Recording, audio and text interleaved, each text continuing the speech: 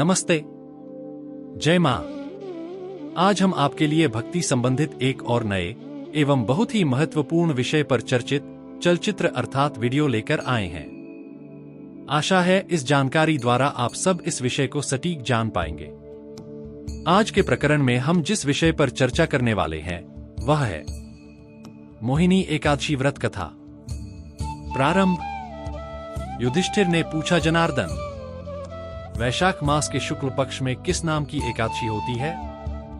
उसका क्या फल होता है तथा उसके लिए कौन सी विधि है? भगवान श्री कृष्ण बोले, महाराज, पूर्वकाल में परम बुद्धिमान श्री रामचंद्र जी ने महर्षि वशिष्ठ से यही बात पूछी थी जिसे आज तुम मुझसे पूछ रहे हो। श्री राम ने कहा, भगवन, जो समस्त पापों का क्षय तथा सब प्रकार के दुखों का निवारण करने वाला व्रतों में उत्तम व्रत हो उसे मैं सुनना चाहता हूं। वशिष्ठ जी बोले, श्री राम, आपने बहुत उत्तम बात पूछी है। मनुष्य आपका नाम लेने से ही सब पापों से शुद्ध हो जाता है। तथापि लोगों के हित की इच्छा से मैं पवित्रों में पवित्र उत्तम व्रत का वर्णन करूंगा। वैशाख मास के शुक्ल पक्ष में जो एकादशी होती है उसका नाम मोहिनी है। वह सब पापों को हरने वाली और उत्तम है। उसके व्रत के प्रभाव से मनुष्य मोजाल तथा पातक समूह से छुटकारा पा जाते हैं। अब वह कथा ध्यानपूर्वक सुने। सरस्वती नदी के रमणीय तट पर भद्रावती नाम की सुंदर नगरी है। वहां धृतिमान नामक राजा, जो चंद्रवंश में उत्पन्न और सत्य प्रतिज्ञ थे, राज्य करते थे। उसी नगर में एक वैश्य रहता था जो धनधान्य से परिपूर्ण और समृद्धिशाली था। उसका नाम था धनपाल। वह सदा पुण्य कर्म में ही लगा रहता था।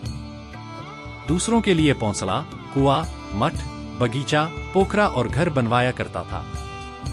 भगवान श्री विष्णु की भक्ति में उसका हार्दिक अनुराग था। वह सदा शांत रहता था। उसके 5 पुत्र थे, सुमना, द्युतिमान, मेधावी, सुकृत तथा दृष्ट बुद्धि। दृष्ट बुद्धि 5वां था। वह सदा बड़े बड़े पापों में ही संलग्न रहता था।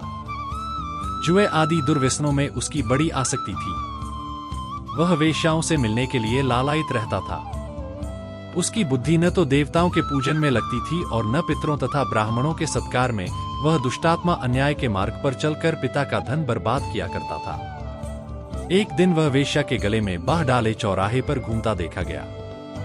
तब पिता ने उसे घर से निकाल दिया तथा बंधु बांधवों ने भी उसका परित्याग कर दिया। अब वह दिन रात दुख और शोक में डूबा तथा कष्ट पर कष्ट उठाता हुआ इधर उधर भटकने लगा। एक दिन किसी पुण्य के उदय होने से वह महर्षि कौंडिन्य के आश्रम पर जा पहुंचा। वैशाख का महीना था। तपोधन कौंडिन्य गंगाजी में स्नान करके आए थे। दृष्ट बुद्धि शोक के भार से पीड़ित हो मुनिवर कौंडिन्य के पास गया और हाथ जोड़ सामने खड़ा होकर बोला, ब्राह्मण, द्विज श्रेष्ठ, मुझ पर दया करके कोई ऐसा व्रत बताइए जिसके पुण्य के प्रभाव से मेरी मुक्ति हो। कौंडिन्य बोले, वैशाख के शुक्ल पक्ष में मोहिनी नाम से प्रसिद्ध एकादशी का व्रत करो। मोहिनी एकादशी को उपवास करने पर प्राणियों के अनेक जन्मों के किए हुए मेरु पर्वत जैसे महापाप भी नष्ट हो जाते हैं। वशिष्ठ जी कहते हैं, श्री रामचंद्र, मुनि का यह वचन सुनकर दृष्ट बुद्धि का चित्त प्रसन्न हो गया। उसने कौंडिन्य के उपदेश से विधिपूर्वक मोहिनी एकादशी का व्रत किया। नृपश्रेष्ठ, इस व्रत के करने से वह निष्पाप हो गया और दिव्य देह धारण कर गरुड़ पर आरूढ़ हो सब प्रकार के उपद्रवों से रहित श्री विष्णु धाम को चला गया। इस प्रकार यह मोहिनी एकादशी का व्रत बहुत उत्तम है। इसके पढ़ने और सुनने से सहस्र गोदान का फल मिलता है। इस प्रकार मोहिनी एकादशी की व्रत कथा संपूर्ण हुई। बोलिए श्री लक्ष्मी नारायण भगवान की जय। एकादशी माता की जय। यदि इस जानकारी द्वारा आप संतुष्ट हैं या फिर इससे संबंधित अन्य जानकारी प्राप्त करना चाहते हैं तो कमेंट करें और अपना सुझाव एवं प्रश्न प्रकट करें। आपकी प्रतिक्रिया का निवारण किया जाएगा।